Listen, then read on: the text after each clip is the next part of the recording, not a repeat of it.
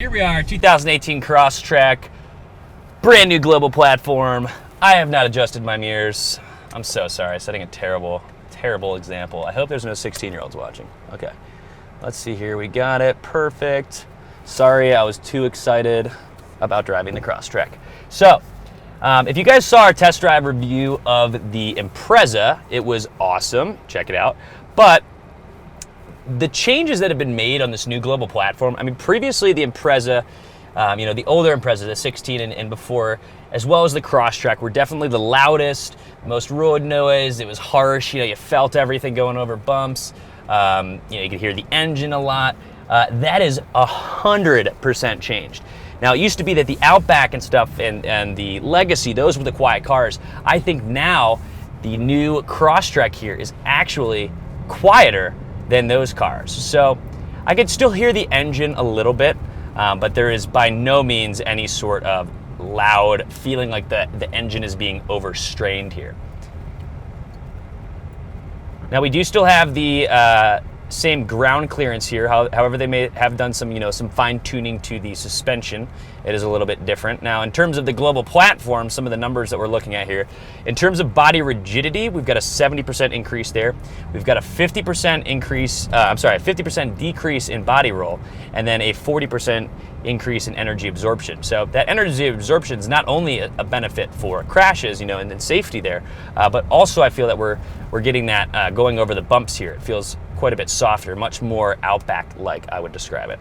When I used to sell Subarus, a lot of my customers that I would get that would come in for the Crosstrek would end up going home with Foresters because they felt that that harshness and everything was hard to overcome, and then the Forester kind of offered a comparison, a better option there. I think now the Crosstrek is going to sell tremendously well. That they've solved some of those problems. They've added a lot of insulation underneath the car as well, which kind of gets rid of a lot of that road noise. And then the windshield that they've added, I think gets rid of a lot of the engine noise that we used to hear previously.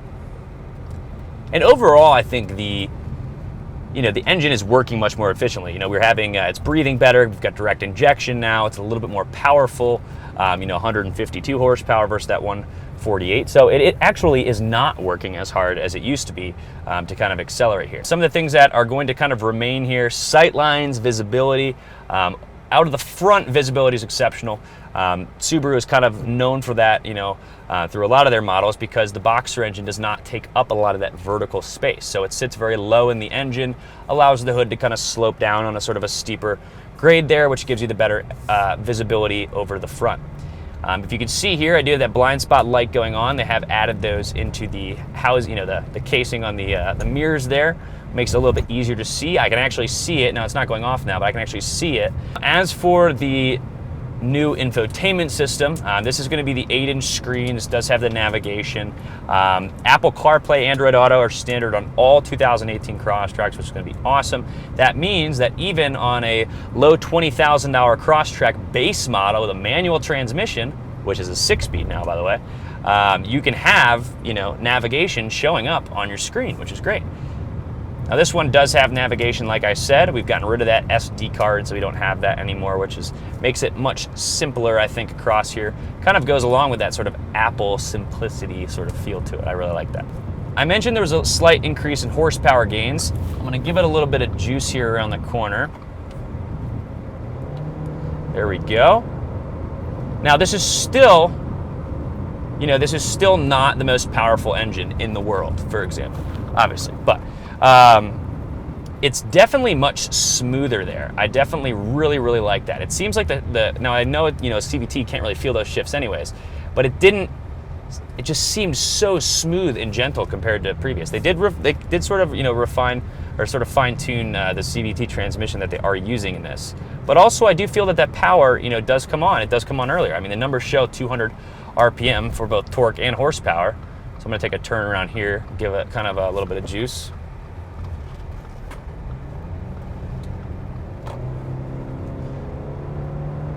There we go. Very smooth. I don't feel the engine overworking. Gets me up to speed quite a bit faster than it did previously. So I think that this is going to be a great option when previously I used to think that the Crosstrek was underpowered. I think that this kind of definitely is bridging that gap a little bit. Would I like to see a WRX engine in here? Absolutely. But then again, you're not going to get 35 or so, roughly, miles per gallon on the highway.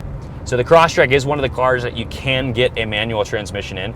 Previously, it was the 5-speed manual that we used to see in the 2016 and earlier Imprezas. We are now going to get a 6-speed. So that is wonderful. I mean, why 5 speeds even exist anymore, I do not know. But we should see some slight gains possibly in fuel economy there. There tends to usually be a little bit of a difference with how efficient these CVTs are in fuel economy between the manual and the automatic.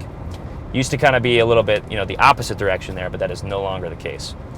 Now, one thing we will eventually, now this car is a Subaru of America car, we can't take this off-road, obviously, but one thing that I'm very excited about is the inclusion of X mode on all CVT models of the 2018 Crosstrek. Now, this is the smallest car. I mean, it has the same ground clearance as the Forester and Outback. The approach angles, I think, on the back look to be quite a bit better, possibly, in my opinion, I think, the best out of any Subaru.